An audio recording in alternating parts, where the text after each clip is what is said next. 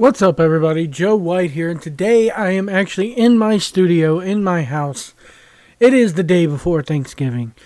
Happy Thanksgiving to all Americans out there. Thank you so much for tuning in. Hit that like button, hit that subscribe button, and today, as you guessed it, we got to talk about Tony the Bonehead Khan. Once again, Tony the Snowman coming in and basically just fumbling another talent. He's doing it with Penta's actually getting ready to expire. Penta's contract's getting ready to expire, but he's doing it with Phoenix. Exercise, when Tony Khan first started AEW, I'm going to be a promoter who's for all the wrestlers. I'm going to be a promoter that's for the business. I'm going to treat them like independent contractors for the most part. I'm not going to be like Vince McMahon. And,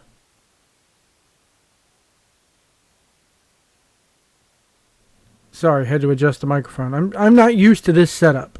So please forgive me if you hear the microphone, moving or whatever. But here's a guy who, when people first started, he's going to offer insurance, and that didn't happen. It ended up being for select talent only, office talent. And then it's like, he's going to let talent work other places and let them keep their names and all that. Well, the letting them keep their names thing may work, but the letting them work other places, no. That brings me to Ricky Starks. Here's a guy who, quite frankly, deserves more than what he has been getting. Here's a guy who,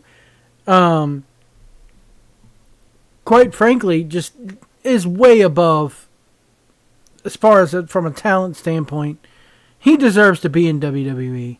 There's no doubt about it.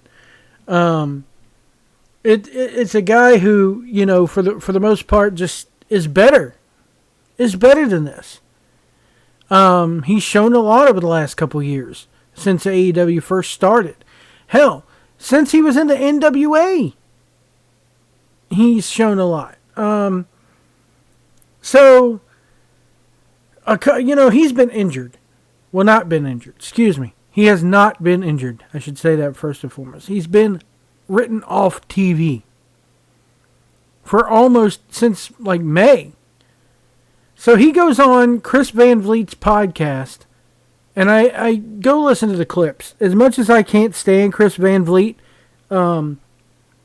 somehow, some reason these wrestlers pour their heart out to this guy. More so than any other talent usually does with any other reporter. Dare say they're not opening up to a Meltzer like this. They're not opening up to a Denise Salcedo like this. But he opened up to Chris Van Vliet and has pretty much said, hey, I've been on the sidelines and it sucks because I know that I'm, worthy of more. And he is worthy of more. He then goes on to do, I'm assuming he did the GCW debut at the mall. Now, let me get this straight, guys. Let me make one thing perfectly clear. I am not a fan of GCW at all. I think that what they do half the time is garbage wrestling. I think that them running in a shopping mall when, kids are doing their Christmas shopping with their mothers and fathers. It's not quite Black Friday yet, but people are in that mall in New Jersey. They tried to get it to look like a WCW Nitro setup. Oh my God. Quit trying to recreate the past. How about we do, try to advance the business a little bit. Anyway. That's what kills me. They do it in this mall, and then these kids are going to go home and look up GCW on the internet, and they're going to see the filth that they've produced over the last, however many years with the light tubes and the pizza cutters, and you got, as Jim Cornette calls him, you got the bank addicted drug robber in there. So it does not, game changer wrestling. They're doing anything but changing the game. If anything, they're taking the goalpost and moving it back instead of moving that goalpost forward. They're rewriting. They're taking the wrestling business back 10 years instead of forward where it needs to be. That's what I should say.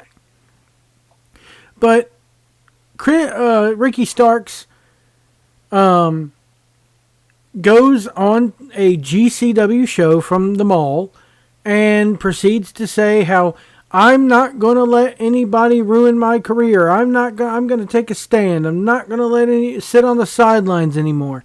Basically bashing Tony Khan and bashing the way he's been booked or lack thereof over the recent years or the last year, I should say. Here's a guy who you thought was going to get a little bit of a push in AEW, and then nope. Here's a guy who, it's just another Tony Khan fumble. And now a bunch of stuff has come to light where we find out that here's another guy who has a 1-year option on his contract.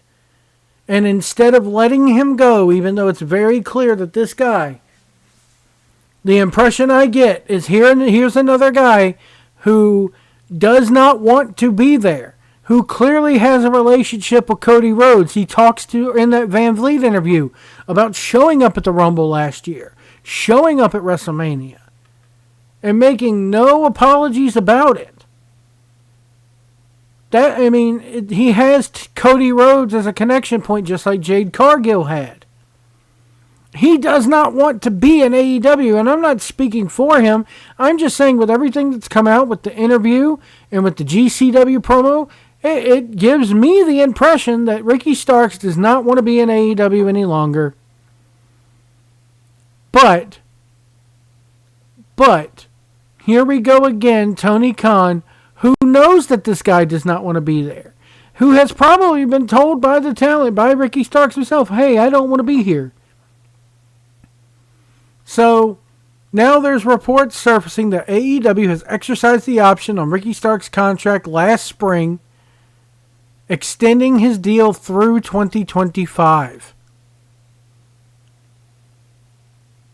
So, is he going to be like Phoenix will be and just stuck on the sidelines or not doing much of anything for a year? He's getting paid because Tony Khan got them, he got the big TV deal now, and he's got the big, he's got the billionaire's pocketbook. So he can afford to pay Ricky Starks, and I don't think Ricky Starks is making $1 million a year. And that's not a knock on Ricky Starks, but let's face it, not everybody in that company can make $1 million a year. Would he make $1 million a year in WWE? Probably not. Would he be main roster bound? Probably not. He'd probably have to be in NXT for a while, which it's just another guy coming over, Brian Pillman Jr. coming over, All Ego Ethan Page coming over, Cody Rhodes, Jade Cargill. Now there was rumors Pentagon and Phoenix may be showing up next year, late next year now. There were rumors that the people of the Black Throne or whatever they call themselves, Malachi Black and Buddy Matthews both went out of there. Why? Because their wives are in WWE. So, I'm going to read you this report here. Starks made an appearance at Game Changer Wrestling over the weekend where he addressed his AEW contract situation. He made it clear, saying, quote, I'd be damned if I was going to be held down. According to Fightful Select, AEW took issues with the comments made by GCW talent Effie during a podcast, which, that's a credible source.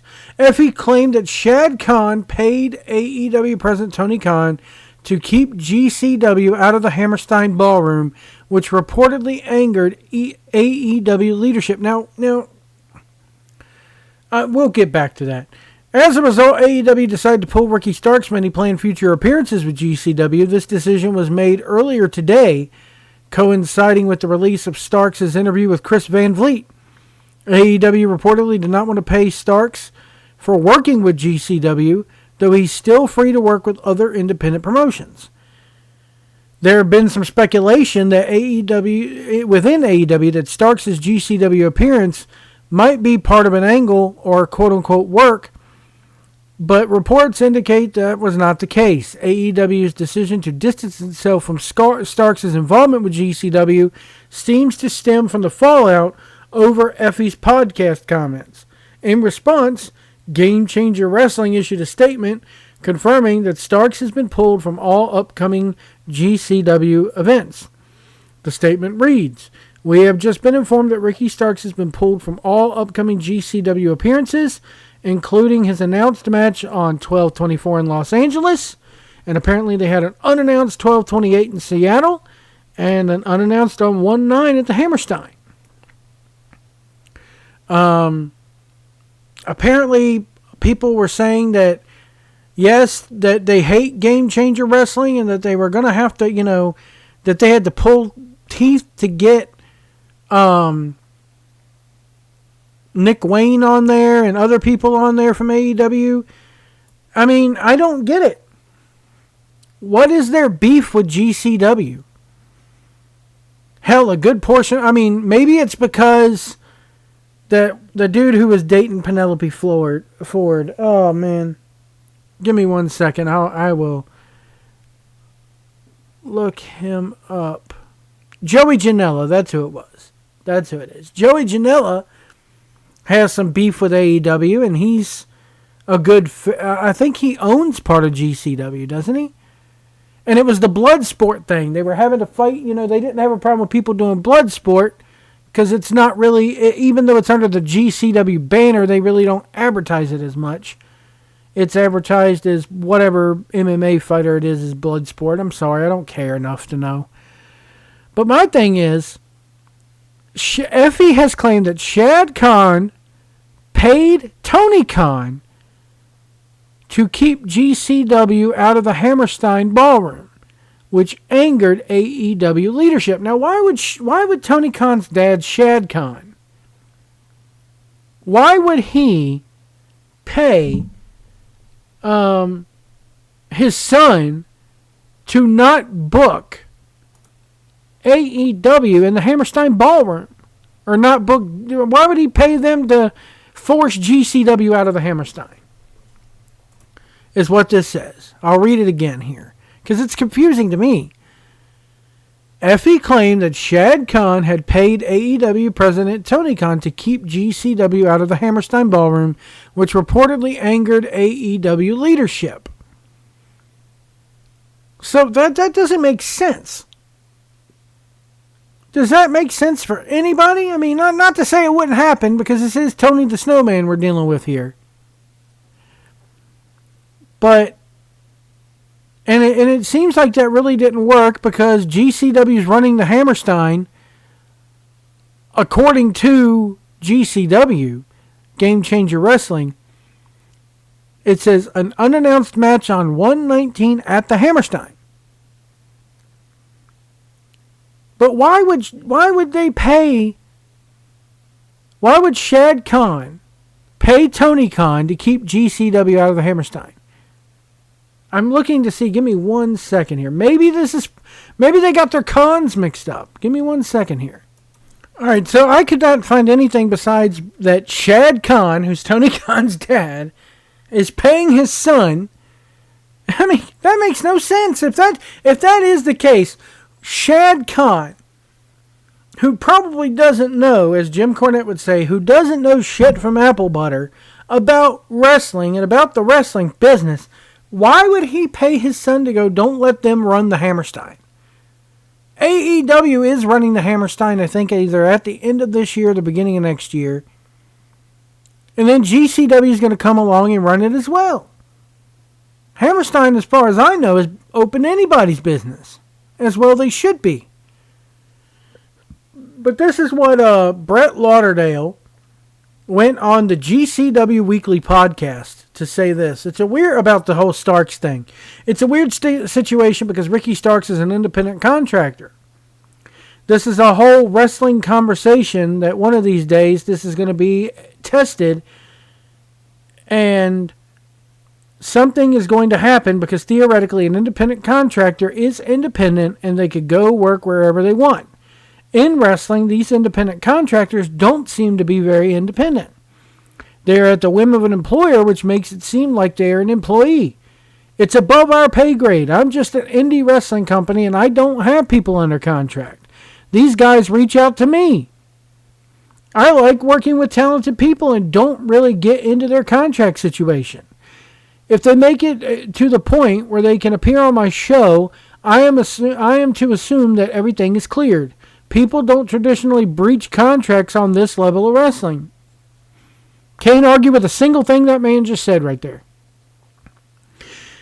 The thing goes on, I found out about this the same time as everybody else did for the most part. I've stated this many times before and it's no secret. I don't really have a line of communication with AEW. I've never talked to Tony Khan on the phone or via text in my whole life. They don't talk to me. I'm not trying to say that in a negative context, but I guess we really never had to talk.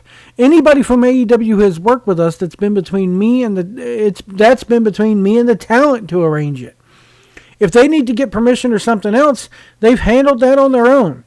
In terms of Ricky Starks or anybody else, in terms of this with Ricky Starks or anybody else from AEW, I don't really know a lot. I haven't heard anybody else. I haven't heard about anybody else. I'm just hearing that Ricky's been pulled, period. I haven't been on the phone with AEW where they've given me an explanation or asked me questions or anything. I have no communication with AEW over this. I don't know where this goes beyond Ricky Starks.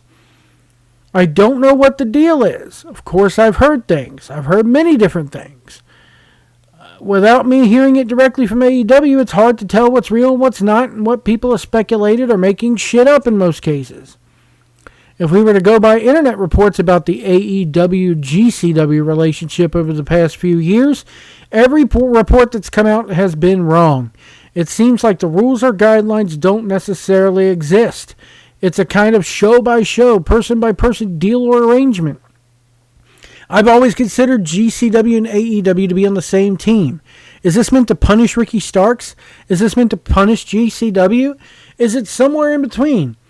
I just don't know because I don't have that line of communication. It doesn't feel great. I would love to know if there's something to be done or something we can be doing.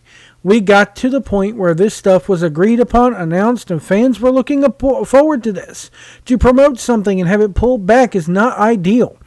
At the same time, I've said it many times, when you book television or contracted talent, you do it with the understanding that this could happen at any time for any reasons. It sucks, but it's part of the deal. Now, here's where I differ from Brett Lauderdale's. This is where I differ from his philosophy here.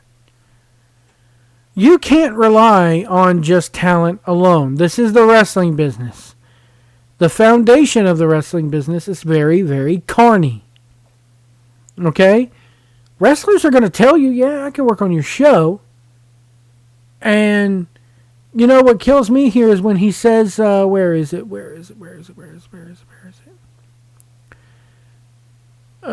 I don't have a line of communication. Go work wherever they want. There was something about pay in here. There was something about Ricky Starks not getting paid from GCW, getting paid from AEW. Now, here's what kills me, is that if I am a independent contractor and I'm making my AEW money, and if AEW gives me permission to go work on another show, I'm trusting that that other show's promoter is going to pay me for that appearance. AEW is not going to pay you. AEW is not going to pay you for working someone else's show because it doesn't benefit AEW for you to work someone else's show. Unless you're going to promote the hell out of AEW on that other person's show. So, but my main thing here is that, you know, it's kind of a show by show, person by person deal.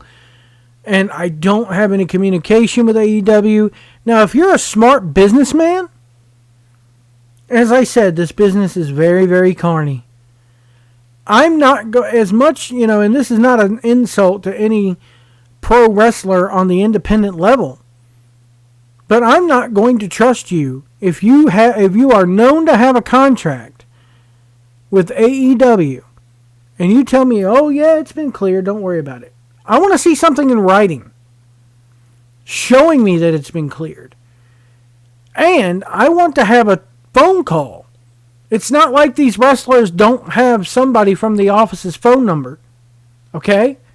Who do I need to contact in AEW to make sure you're cleared? Do I need to contact Talent Relations? Do I need to contact that Megan, whatever the attorney's name is?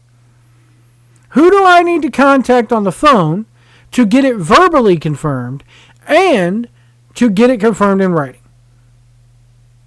If I'm a smart businessman, which it very may be, this Brett Lauderdale is very much a fly by the seat of his pants guy, and he doesn't obviously, you know, take the time or the effort to do business properly. If I'm him, and going forward, I'm going to make sure that I have it in writing. If you're contracted to another company like this, you know, I want to make sure that you can appear on my show legally. Therefore, that the AEW can't come back at me with contract tampering. Therefore, the talent is also protecting themselves. Because the talent can get sued. Hey, he made an unauthorized, it's written into his contract that any and all independent dates outside of AEW have to be approved by us. This one was not approved by us. Therefore, your contract is null and void, and we're going to sue you for breach. And they'll get it. They'll get it. But it all goes back to the fact that Tony Khan is saying, I'm for the wrestlers. I'm for the talent. Just let this guy go. Just let Ray Phoenix go. Whether they show up in WWE now or whether they show up in WWE a year from now, it's not like it's going to help your ratings. If anything, it helps your pocketbook because you don't have to pay these people any longer. Settle their contracts out. Or say, hey, I'll give you a release right now. You can go where you want to, but you forfeit any and all money and or royalties. And leave it up to the wrestlers to sign on the dotted line in that case. But don't hold somebody back who you know that they don't want to be there, and you know that you don't have any plans for when it comes to booking. This isn't the days of like 1996 and 1997 or even 95 when there was no internet. Hardly. There were chat rooms and Prodigy, but it's not like the days where people get forgotten about. This is the internet. People are going to remember. People do remember. Let me know what you guys think in the comments below. About Tony Khan extending this guy's contract, basically keeping the ball and chain around his ankle for another year. GCW, this Brett Lauderdale, man, doesn't seem like a very good businessman if he's not willing to, CYA. You know what CYA stands for? Cover your ass. Sounds like this guy doesn't have the brains to do so. But let me know what you guys think about this in the comments below, and we will see you down the road.